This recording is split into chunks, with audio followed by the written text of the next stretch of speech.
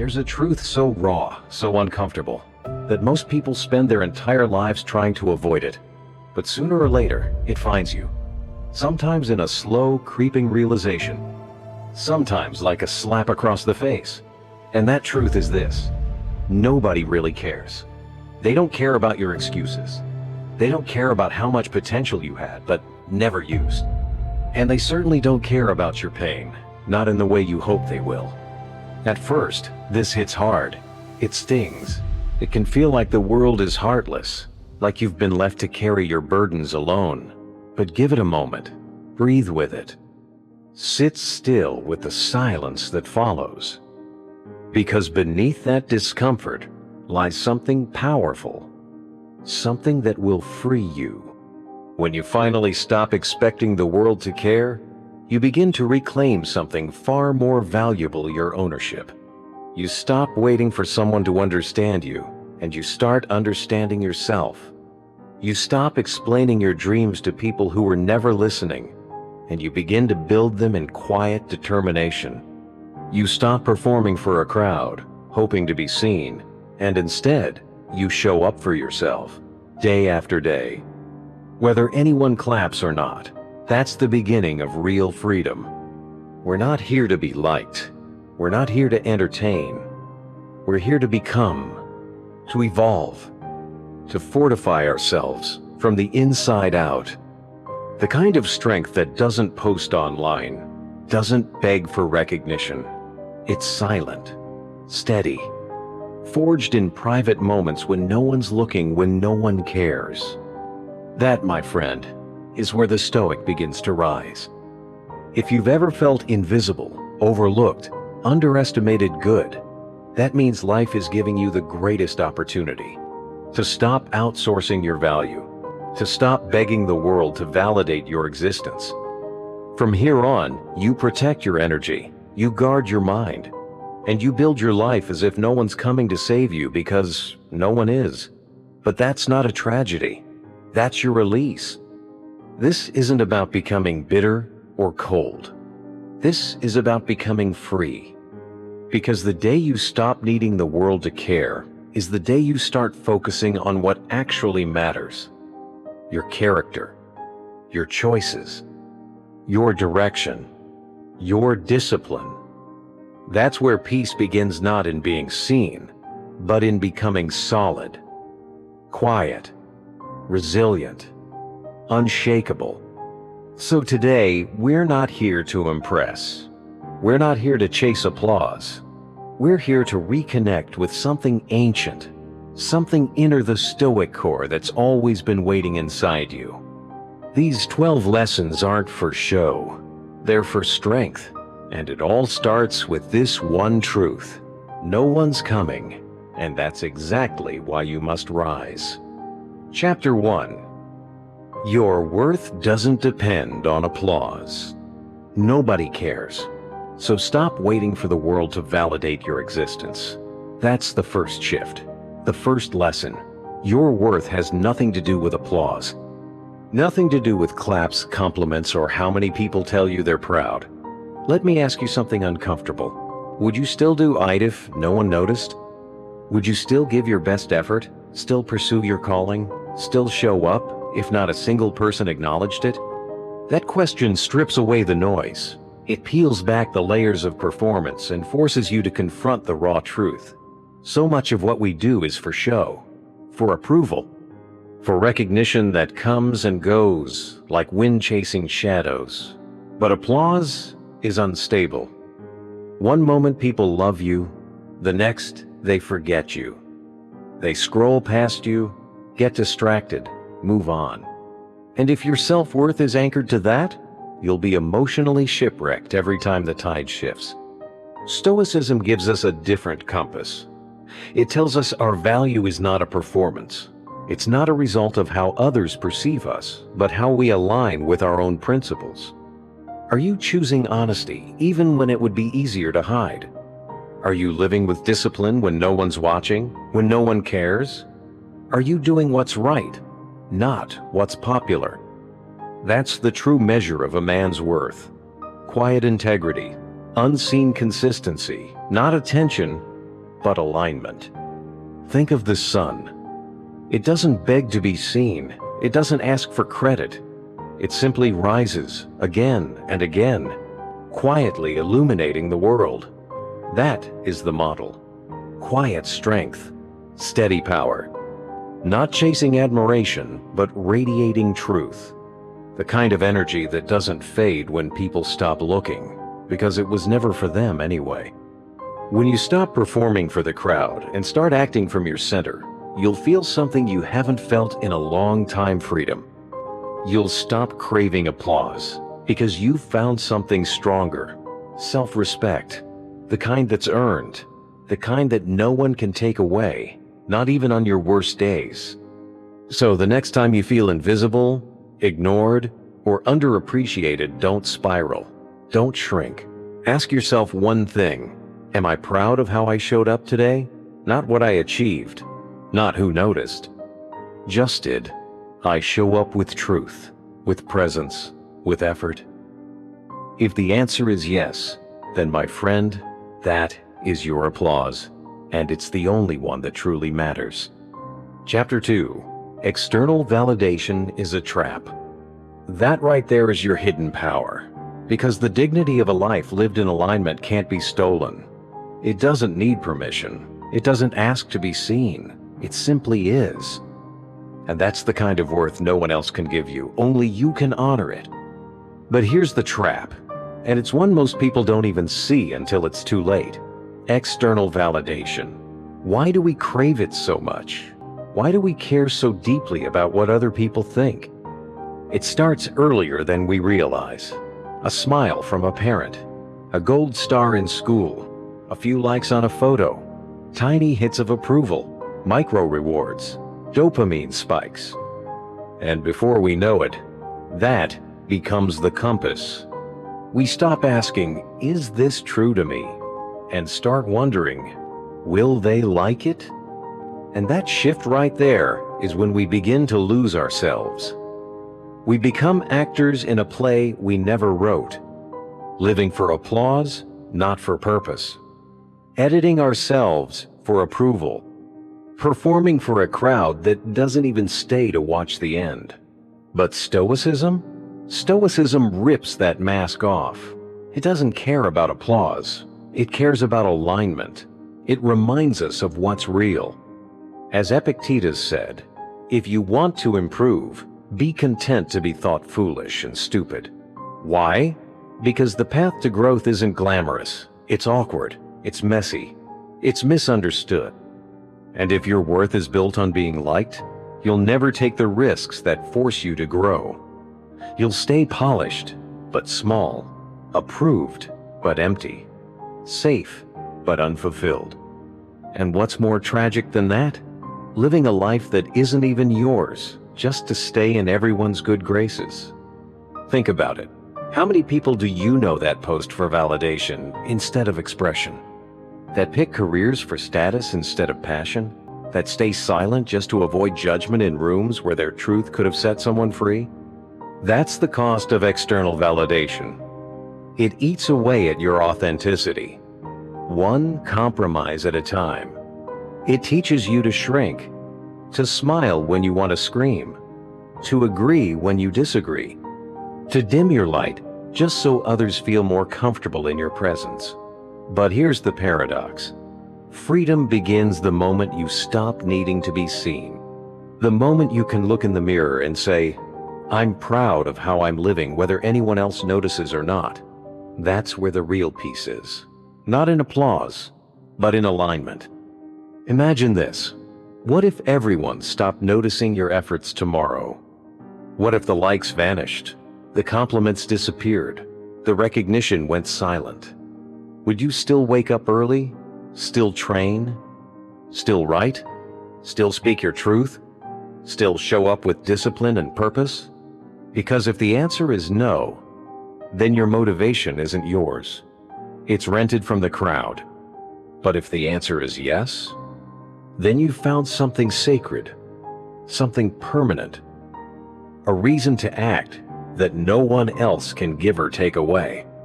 And that is what you build a real life on. So let go. Not of connection, but of dependency.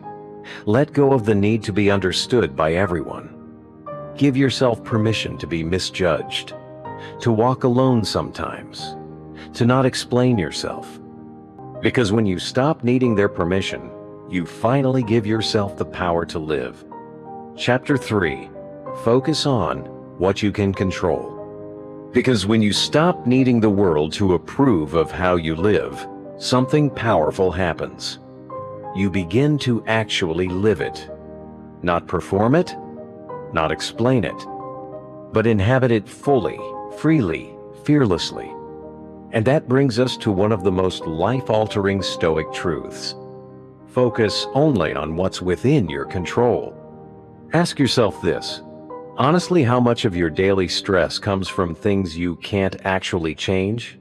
The traffic you curse, the way someone looks at you, the timing of a promotion, the silence after you text someone who once cared. These things pull at your peace like gravity, and yet they live entirely outside your control. We spend so much of our emotional energy trying to bend a world that won't move just because we worry harder. And Stoicism, clear, grounded, and brutally honest, calls this out. Epictetus said it best, "Some things are up to us, and some things are not." And the beginning of wisdom, he taught, is knowing the difference. So what is up to you? Your thoughts, your focus, your choices, the tone of your voice, the direction you walk when the world turns cold, the story you tell yourself when something doesn't go your way. That's your territory. That's your domain. Everything else? That's noise. You can acknowledge it, but don't hand over your peace to it. Now, this doesn't mean you become numb or uncaring.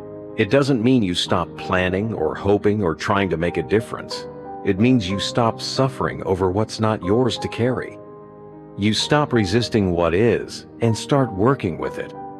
Imagine two people facing the same storm.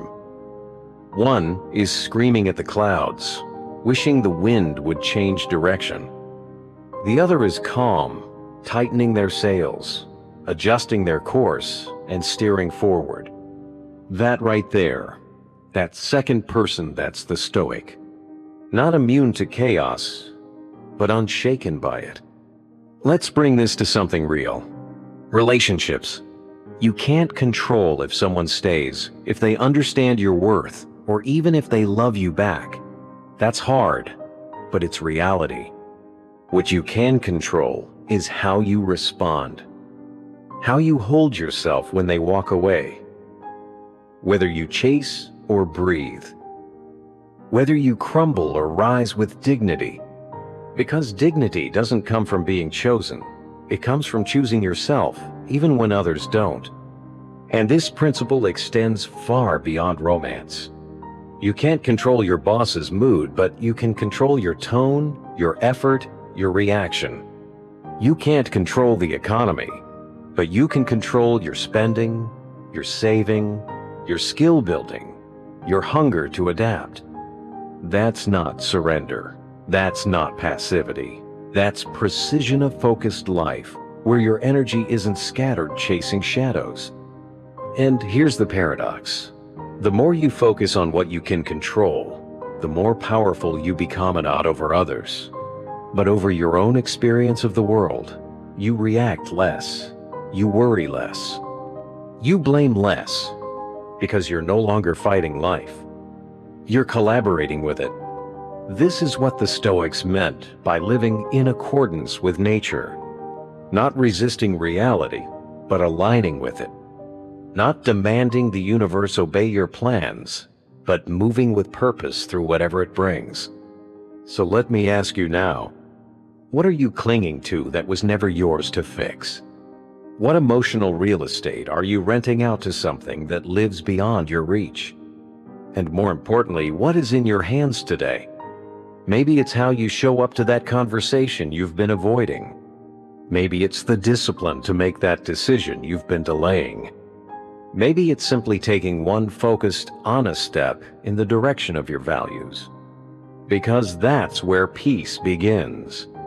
Not in the applause, not in control over others, but in the quiet mastery of yourself. Chapter 4. Live for your inner standards, not the crowd. Not in controlling the world, but in mastering yourself within it. That's where your power lives. And it brings us to one of the most important truths a man must face in this lifetime. Live by your inner code, not the crowd's approval. Let me ask you something. What do you do when the whole world claps for something that goes against your core? What happens when the popular thing, the easy thing, the praised thing doesn't feel right to you? That moment, right there, is the real test of your integrity. And most people fail it. Because let's be honest, approval feels good. Being liked, praised, applauded, admired, it's addictive. Society sells it to you from the moment you can walk. Fit in. Don't rock the boat. Follow the trend. And slowly, if you're not careful, your compass, your inner voice gets drowned out by the noise of the crowd. But here's the problem with building your values on the shifting sands of public opinion. The crowd is fickle. What they celebrate today, they'll cancel tomorrow. What makes you popular this year might make you irrelevant the next. And if your sense of self is tied to them, you'll never truly know who you are. The Stoics understood this long before social media, before trending hashtags, before external validation became a global addiction. Marcus Aurelius warned clearly, the approval of the crowd is a weak and unstable foundation. Why? Because the crowd doesn't know you. They don't care about your conscience. They don't walk your path. They just react, loudly, mindlessly, temporarily. But your inner standards? That's your true compass. Like true north on a map. Always pointing in the same direction, even when no one else is. Even when it's hard. Even when you stand alone. When you live in alignment with your values, something subtle but powerful happens. You stop needing to perform. You stop shrinking. You stop wondering, do they get me? And start asking, do I respect me? Because the deepest peace a man can earn is this. I lived in truth. I didn't fold. I didn't betray myself. Let's make it real. Suppose you're in a workplace where dishonesty is rewarded. Everyone cuts corners. Everyone plays the system. It's the norm. You're told, don't ask questions. Just do what we all do. What do? Do you go along to avoid rocking the boat? Or do you draw the line even if it costs you status, comfort, opportunity? Because integrity will cost you something, but it will also reward you with something far greater, peace of mind. Or picture this. You're among a group of friends who mock others to bond. Maybe it's subtle. Maybe it's disguised as humor. But deep down, you feel it's wrong. Do you laugh along to feel included? Or do you speak up, even if it makes things awkward? These moments seem small, but they build your identity, brick by brick. Not just in the eyes of others, but in the one place that matters most. Your own conscience. And here's the truth. Most men never realize until it's too late. The more you practice living by your values, the stronger and calmer you become, and not louder, stronger. Not more aggressive, more anchored. You walk into any room and you don't need to dominate. You don't need to perform. You simply are. Clear, grounded, whole. Will it be lonely sometimes? Yes. Will people misunderstand you? Absolutely. They'll question your boundaries. They'll mock your silence. They'll label your restraint as weakness. Let them. Because what's the alternative? Living a life that earns applause but empties your soul? Being praised by the crowd while quietly betraying yourself? That's not success. That's spiritual starvation. So ask yourself now, if nobody ever praised you again, if your actions were judged only by your own heart and your own conscience, would you still be proud of the man you are? Would you still stand tall? Because in the end, the loudest voice in your life should be your own. Chapter 5.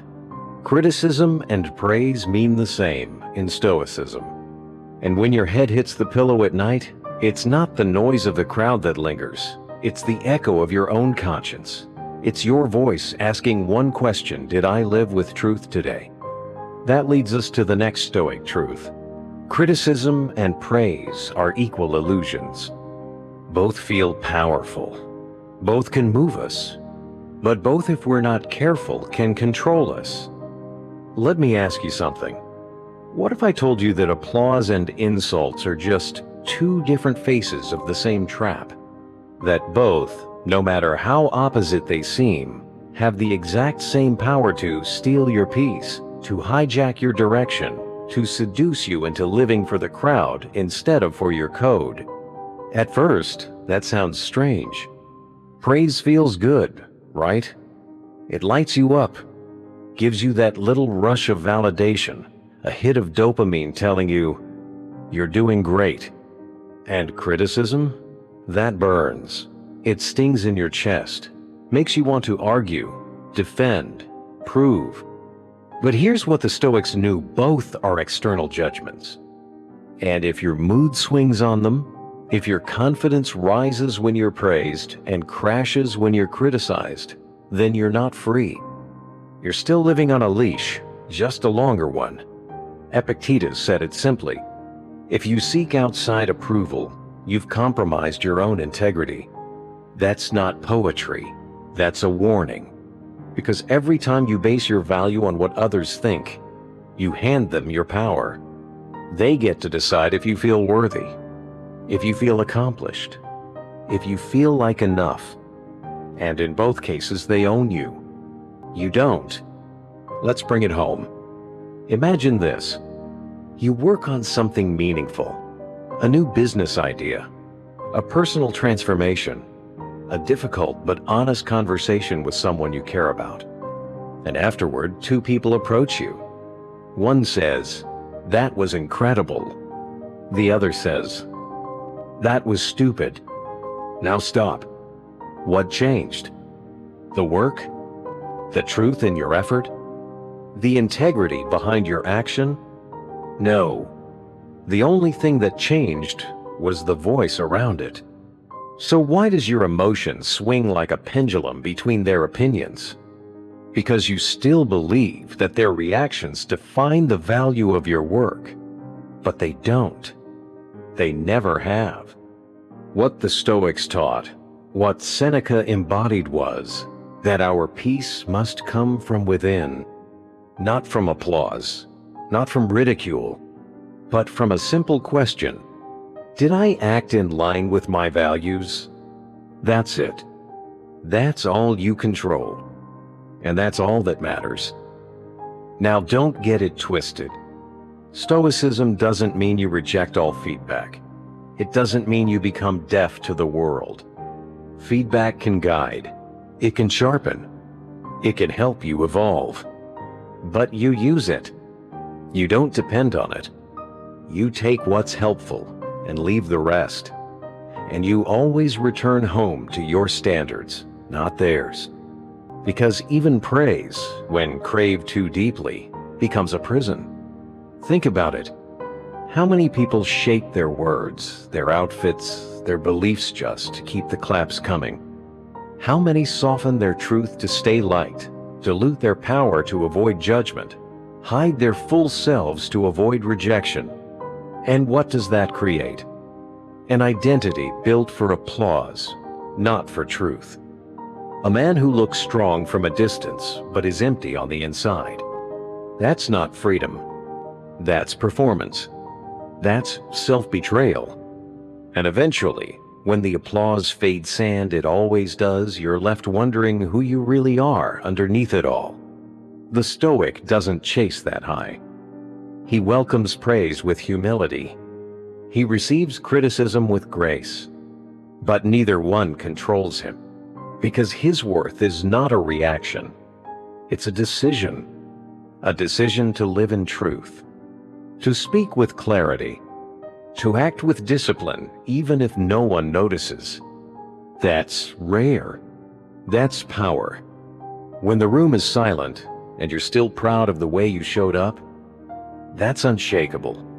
So ask yourself this: would I still choose this path, even if nobody clapped? Would I still hold this line, even if I was misunderstood? Would I still live this way, if nobody praised it? Because when the answer is yes, that's your true applause. That's your center. That's Stoicism. And when you reach that place where both applause and rejection pass through you like wind through an open window, you've found something most men never touch: stability, inner power, real freedom. Chapter 6. Your value is self-created. You found yourself. You stopped waiting for someone else to hand you your identity. You stopped trying to be chosen. And that's when the real shift happened. 6. Your value is self-created. Let's be honest.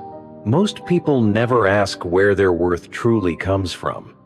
They assume it's prepackaged into titles, status, good looks, lineage, job roles. They believe it's something to acquire, to earn like a badge, or to unlock like a reward in a game. But the truth, the timeless truth, the Stoics taught us this: your value isn't given, it's forged. It's not inherited, it's not assigned. It's built by you. You are not valuable because someone claps for you.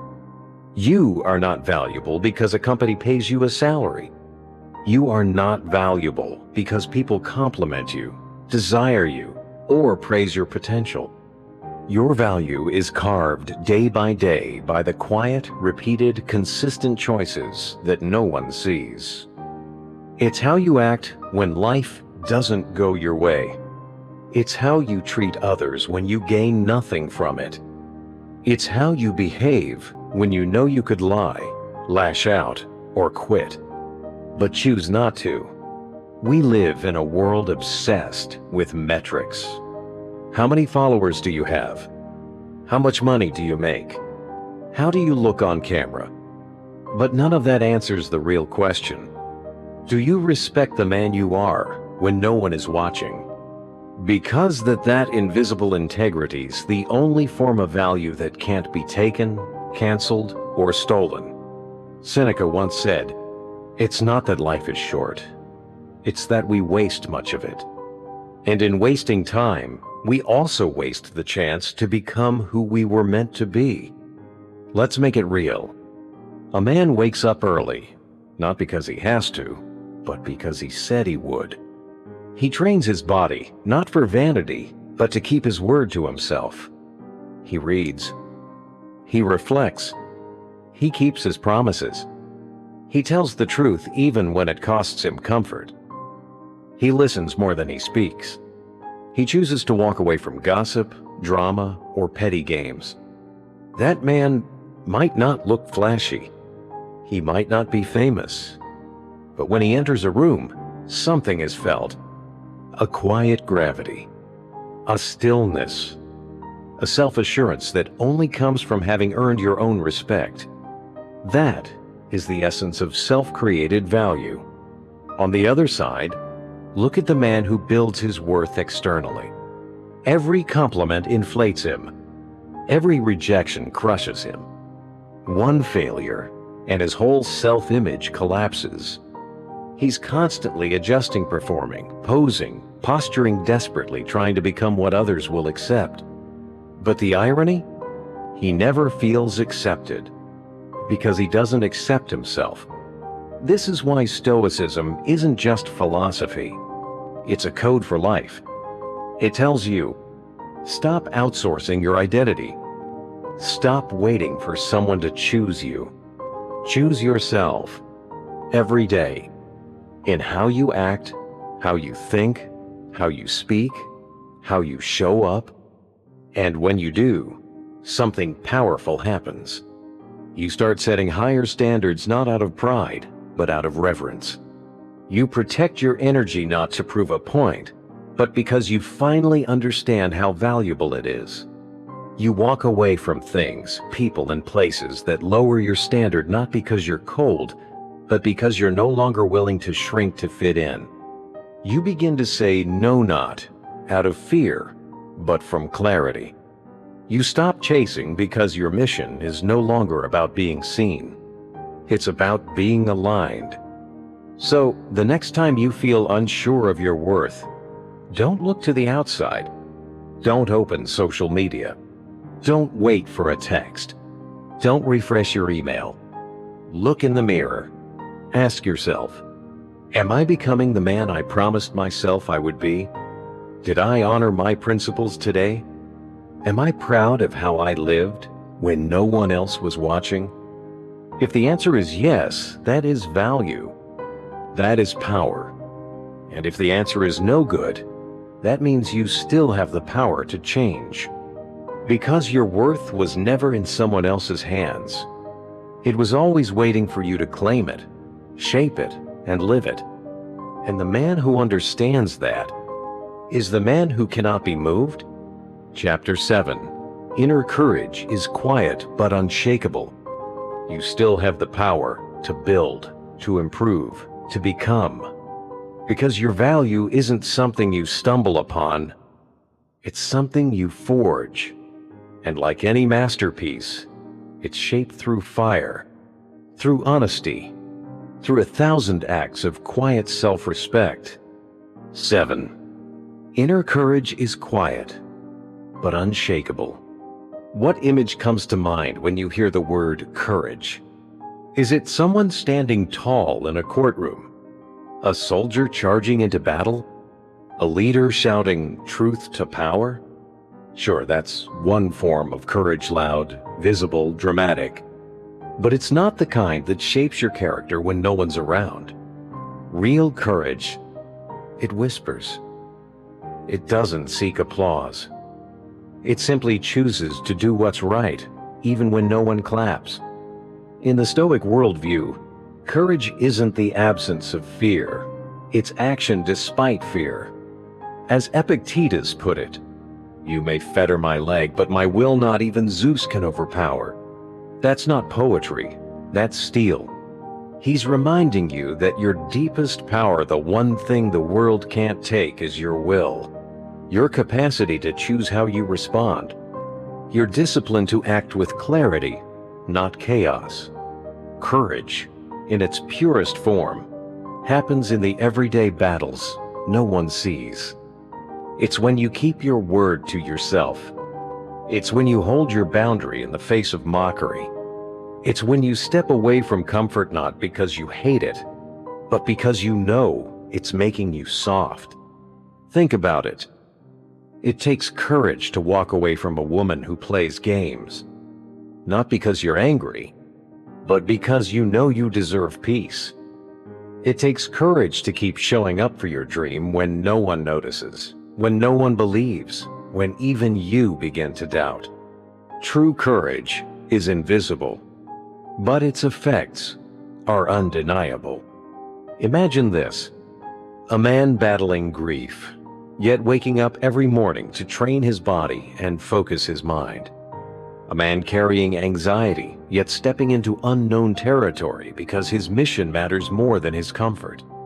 A man afraid of rejection, but still putting his art, his truth, his heart into the world. That's not performance. That's not ego. That's principle in motion. And that, my friend, is Stoic courage. The world teaches you to wait for courage like it's a feeling, like some magical confidence will show up before you act. But the Stoics knew the truth. Courage is not something you feel. It's something you decide. You take the risk. You speak the truth. You stand tall. And then confidence follows, not the other way around. This kind of strength, subtle, disciplined, unshakable, becomes your armor. You don't announce it. You live it. Not to prove anything, but because it's who you are. It's in those silent moments. When you could choose bitterness, but instead choose grace. When you could seek revenge, but instead choose peace. When you could hide, but instead step forward with quiet strength. That's where you earn yourself. And slowly, over time, you begin to trust yourself. More than any opinion, more than any compliment, more than any outcome. That trust, that's resilience. That's freedom. Because once you know you won't betray yourself, no matter how hard the moment is, you stop fearing judgment. You stop needing permission. And you stop chasing the crowd just to feel brave. So ask yourself today, where am I still waiting to feel ready before I act? Where am I shrinking just to avoid discomfort? And most importantly, what would change in my life if I started honoring my principle 7 when it's hard, even when it's silent? Because courage doesn't always roar. Sometimes it looks like discipline. Sometimes it looks like saying no. Sometimes it looks like walking away without explanation, without anger, just clarity. And when you build your life on that kind of courage, no one can take it from you. Not time, not failure, not anyone. Chapter 8. Build an inner citadel. Sometimes, all it takes is a whisper. I will try again tomorrow. And in that whisper so soft, the world may not hear it, lives the quiet defiance of a man who refuses to give up. Because true strength doesn't always roar. Sometimes it simply breathes and begins again. 8. Build an inner citadel. What do you lean on when everything outside begins to fall apart? What holds you steady when plans fail, when people leave, when the world grows unpredictable? That's the question the Stoics demanded you ask not after the storm hits, but before. Because trying to find stability during chaos is like trying to build a house in the middle of a hurricane. It's already too late. That's why the Stoics taught, build your citadel now. Not a fortress of bricks and walls, but a fortress of the soul. A sanctuary deep within you, made of clarity, resilience, and unshakable principles. A place no betrayal can reach, no failure can shake, no chaos can breach. Marcus Aurelius, the philosopher emperor, wrote, people seek retreats for themselves, in the country, by the sea, in the mountains. You too are accustomed to long for such things. But all this is unphilosophical, when you can at any moment retreat into yourself. This is your true stronghold. It's not found on a map. It's built within your character. So what does this citadel look like? It's the part of you that doesn't flinch when insulted in public. It's the pause you take before reacting to ask yourself, is this my ego talking or my wisdom? It's your ability to lose without losing yourself, to grieve without collapsing, to start over without bitterness. Let's bring it down to reality. You get fired. She leaves. Your business tanks. Your name is dragged through the mud. Most people, they panic. They lash out. They beg. They spiral. But the man who's built his inner citadel, he doesn't crumble. He breathes. He steps back. And then he moves not in reaction, but in alignment. Because his identity isn't built on applause, attention, or outcomes. It's built on something deeper. Who he chooses to be when everything else is stripped away. That kind of strength isn't born overnight. You don't build a fortress in a weekend. It's laid brick by brick, quietly, daily, with every disciplined choice you make when no one's watching, with every boundary you hold, with every moment you choose truth over comfort. clarity over chaos, values over convenience. Every morning, you wake up and keep your word to yourself. That's another stone in the wall. Every time you journal instead of rage scroll, reflect instead of react, stay still instead of chase, the foundation grows thicker. But hear this clearly, this isn't emotional coldness. Stoicism doesn't teach you to be numb. It teaches you to feel deeply without being ruled by feeling, to love without becoming a slave to attachment, to lead without ego, to lose without losing your balance. The inner citadel isn't about disconnecting from life. It's about standing so firm in who you are that even when life tries to knock you down, you bend, but you don't break. And here's the kicker. No one can build it for you. Not your mentors, not a therapist, not even the Stoics. Their words are the blueprint. But the bricks? They must come from your life, your scars, your lessons, your willingness to choose growth over comfort. So let me ask you, where do you retreat when life collapses? Do you have a place inside that nothing can touch? Or are you still scrambling to build it after the storm has already begun? If you don't know where your citadel is, now is the time to find it. If the walls are weak, now is the time to rebuild. Because the storms are guaranteed. People will betray, plans will crumble, life will change. But if your foundation is strong, you won't. Chapter 9.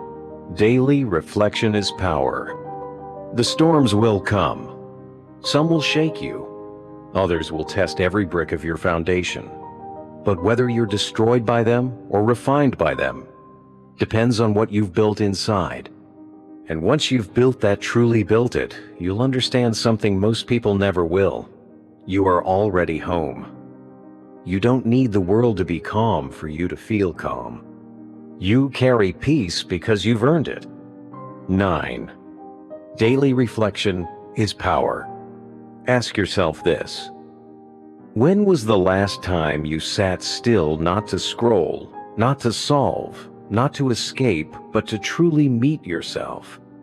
Most of us never do. We move from task to task, screen to screen, day to day, as if reflection were some luxury for monks or people with time. But the truth is, reflection is survival for the modern soul. The Stoics knew this intimately. They didn't wait for life to teach them through chaos. They reviewed their lives every day. Seneca wrote, "Each evening I examine my conscience. I look back over my words and actions and reread the entire day." That wasn't ritual. That was precision. That was power. Because what you don't observe, you repeat. And what you don't understand controls you. You see, daily reflection is where the Stoic sharpens his sword not to fight others, but to discipline himself. It humbles you without humiliating you. It confronts you without condemning you.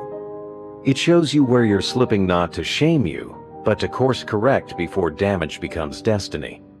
Let's be clear, this isn't about guilt. This isn't about self-punishment or reliving mistakes like a loop of regret. No, this is responsibility in its highest form. It's asking the uncomfortable questions that most people run from. Where did I act from strength today? Where did I fall into weakness? What fear guided my choices? What desire clouded my clarity?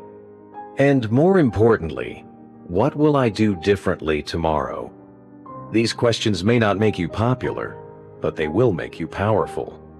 In a world that teaches you to blame, to numb, to distract, accountability becomes a rare and radical rebellion. Now let's get practical. Imagine ending your day with just 5 minutes of honest stillness. No distractions, no performance, just presence. You replay a conversation and realize you interrupted because you feared not being heard. You remember a moment of angerand. See, it wasn't strength. It was pride masking insecurity. You recall something kind you did, and this time, instead of brushing it off, you honor it. That's not weakness, that's refinement. And it adds up. Those 5 minutes begin to change the next day. You pause before speaking. You choose intention over impulse. You begin to live with clarity less out of habit, more from awareness. That awareness becomes character. That character becomes identity. You don't just try to live with integrity. You are a man of integrity. Not because you're perfect, but because you're honest with yourself. You stop hiding from your flaws. You stop running from discomfort. You stop needing praise to know you're improving. This is where the real revolution begins. It's not loud, it's not public. It doesn't go viral, but it will transform your life from the inside out. And here's something no one talks about: reflection gives you peace. Real peace. When you've met your day, examined it, made sense of it, or made a plan to fix it, you sleep differently. Your mind isn't spinning. Your heart isn't tangled in unresolved tension. You don't carry the weight of a day unprocessed. You let go because you faced it already.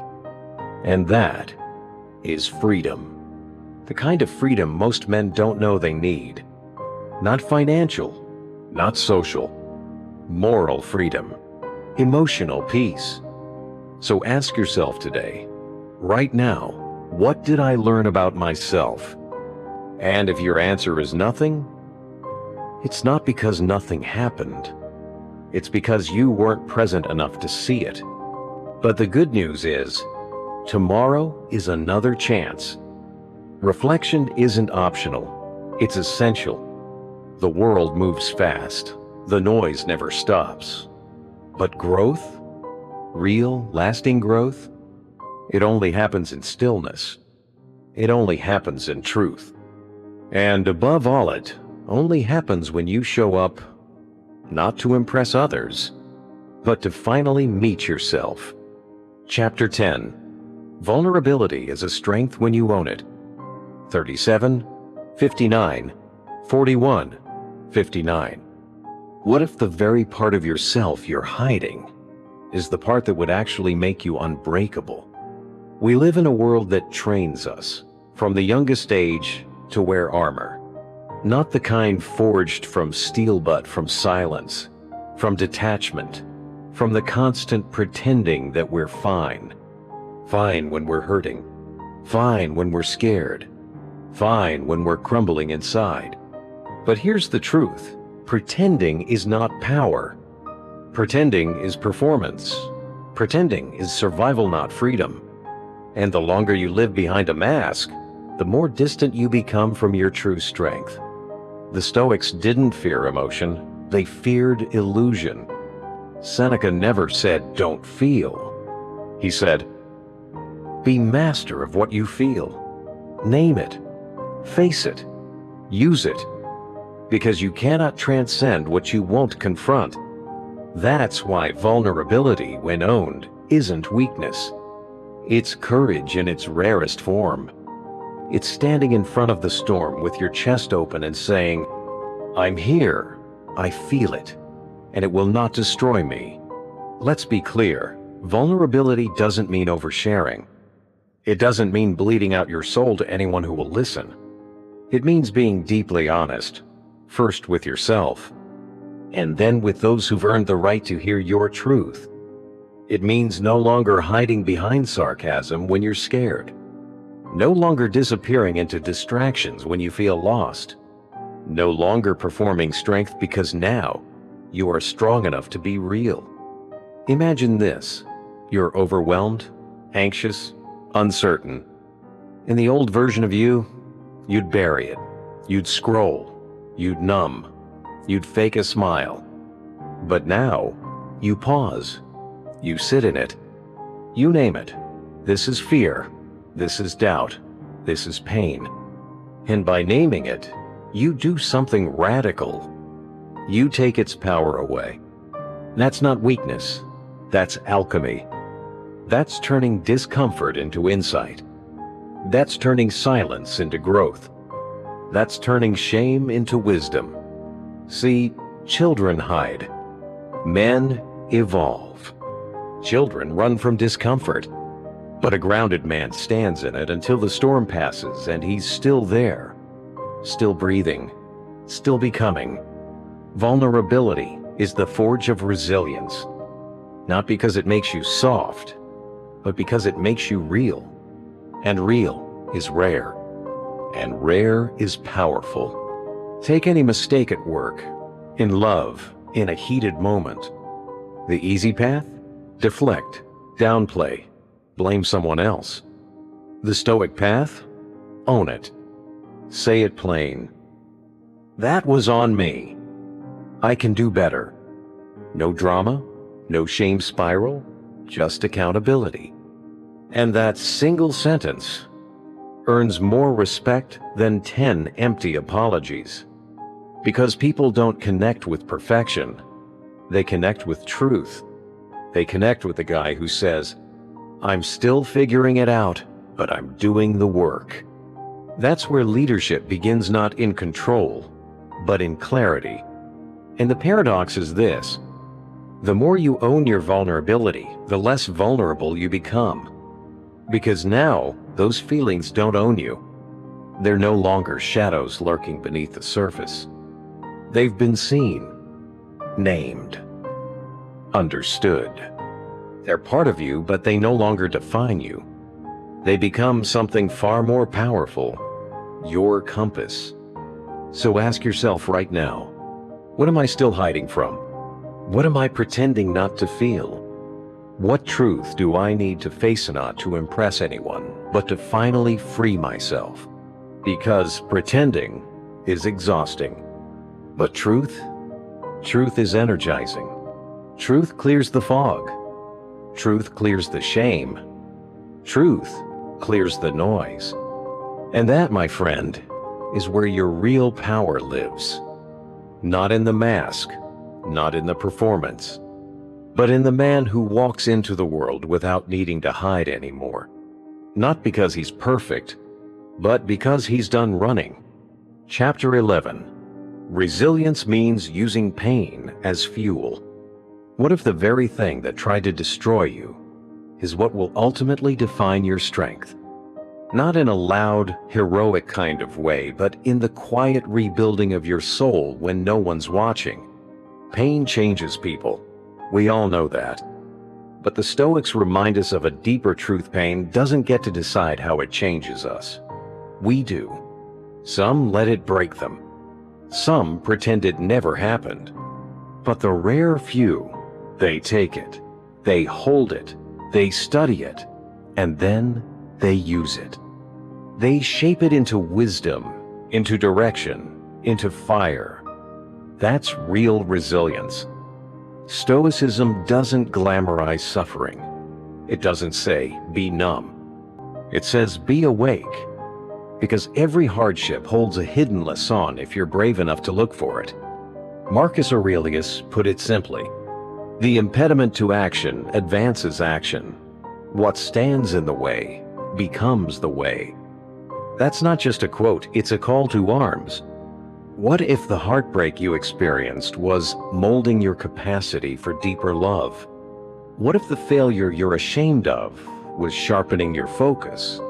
What if the silence you've been sitting in wasn't punishment but preparation? See, most people wait for pain to end. They numb it with distractions. They run from it. They try to fast forward through the hard parts. But the Stoic doesn't run. He sits with it. He asks, why are you here? What are you trying to reveal? He knows that pain is feedback. It exposes what still controls you, what you've outgrown, and where your identity needs to evolve. Pain is not a punishment, it's a mirror. It reflects what we most need to face. And when we stop running from that reflection, transformation begins. You go from being the victim of your life to the sculptor of your soul. Think about the strongest person you know. Are they strong because they've never been hurt? No. They've simply stopped letting pain have the final word. Their eyes don't shine because life's been easy. They shine because they've seen darkness and chose not to become it. That's resilience. Not a clean, perfect narrative, but a quiet refusal to let pain steal your character. Let's make it practical. You got betrayed. You're angry, maybe even jaded. You have two roads. Close your heart forever and call it strength. Or open it again, but this time with discernment, with self-respect, with boundaries earned through fire. You failed. Publicly. And shame crawls through your chest. What now? Hide forever? Or rise again with sharper clarity, with less ego, and a stronger spine? You feel lost, like you're floating between who you were and who you need to become. The temptation is to distract yourself, to scroll, to drink, to stay busy. But maybe this time, you stay. You sit in the discomfort. You breathe into the silence. And you ask yourself the one question most people avoid. What is this trying to teach me about me? Because resilience isn't built in big cinematic moments. It's built in the micro decisions. It's built when you don't feel ready, but you act with courage anyway. It's built when you want to give up, but you show up again anyway. It's built when you're afraid and still choose discipline, direction, and dignity over reaction. That's when pain becomes fuel, not by denying it, but by turning it into fire that forges your next level. You become stronger, not colder. You become clearer, not more distant. You stop asking, why did this happen to me? And you start asking, who is this shaping me to become? Here's the raw truth. Nobody escapes pain. Not the wise, not the successful, not even the Stoics. But the difference is what they do with it. They don't let it define them. They let it refine them. So when life breaks you because one day it will feel it, cry, rage, fall. But don't stay there. Because you're not done. You're not defeated. And this pain, it may just be the beginning of your real becoming. Chapter 12. Focus on your path, not their reactions. Whose approval are you still chasing? It's not a rhetorical question. It's the question that quietly shapes too many of our decisions until one day we look back and wonder, whose life have I actually been living? Most people don't realize they've become performers in their own story. Every move, every goal, every post, every pivot filtered through the silent whisper. Will they like this? Will they applaud me for this? Will they finally understand me now? But here's what the Stoics knew, and what every man who desires freedom must eventually face. The moment your path depends on their reactions, you've already stepped off it.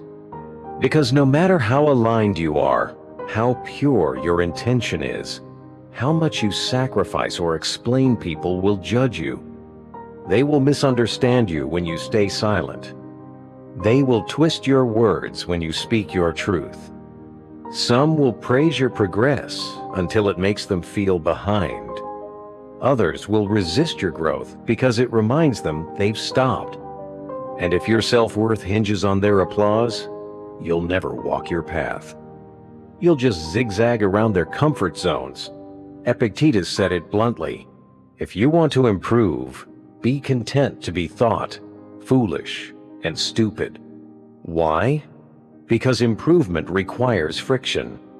Because transformation requires solitude. Because becoming who you're meant to be will often look irrational, even selfish, to people who benefit from your stagnation. Imagine your life as a narrow path through a forest. At first, it's filled with people friends, family, admirers. But as you walk further, some slow down. Some tell you to stop. Some beg you to turn back. And you have to decide, will I keep walking even if I walk alone? That's not loneliness. That's leadership. A high-value man, a Stoic, doesn't walk based on applause. He walks because he knows who he is and where he's going. In practical terms, that means you pursue your goals even when they don't make sense to others. You set boundaries even when they make people uncomfortable. You say no to things that don't align with your value 7 if it means disappointing someone you love. And perhaps most powerfully, you say yes to yourself, even when that means being misunderstood. Because here's the alternative: living your whole life as a mirror bending and twisting to reflect what others want to see. And let's be honest, that's not a life. That's a performance. Stoicism isn't about being cold. It's about being centered. It's not about rejecting people. It's about refusing to abandon yourself just to be accepted by them. You don't need everyone to understand your path. You just need to understand it yourself. When your direction is fueled by clarity and anchored in values, the noise fades. Not because the world gets quieter, but because you stop giving it power. That's what the Stoics called emotional independence. You love others, but you don't live for their validation. You welcome feedback, but you don't twist yourself to fit every opinion. You stay open, but you remain unmoved by chaos. That's not selfishness. That's sovereignty. So ask yourself, if no one clapped, no one praised, no one noticed your discipline, would you still do the work? Would you still walk the same path? Would you still honor your word, your vision, your potential? If the answer is yes, then you've found something rare. You've built a life not on applause, but on alignment. Not on being understood, but on being true. And that kind of life, it's not just successful, it's free. So stop waiting for permission. Stop auditioning for acceptance. Stop shrinking your dreams just to avoid discomfort. Instead, build your life so intentionally, so truthfully, that you no longer need to be seen because you already see yourself. Live with such clarity that praise feels unnecessary. With such discipline that distraction feels irrelevant. With such integrity that criticism feels weightless. Because the world doesn't need another man chasing validation. It needs one who becomes the reward. Because in the end, no one really cares as much as you think they do. And the moment you finally accept that truth, not with bitterness, but with clarity, that's when you unlock something extraordinary. Freedom. The freedom to build a life not for their approval, not for applause, but for your own pride. The freedom to walk your path quietly, intentionally, and with discipline. The freedom to choose peace over performance. And the freedom to say, this life, this one I'm building it, may not impress everyone, but it makes me proud. If this episode sparked something in you, don't keep it to yourself. Share it with someone else who needs a reminder to stop chasing noise and start living with purpose. And if you're out there walking your own quiet path, staying true to your standards, showing up even when no one sees you, I see you. Keep going.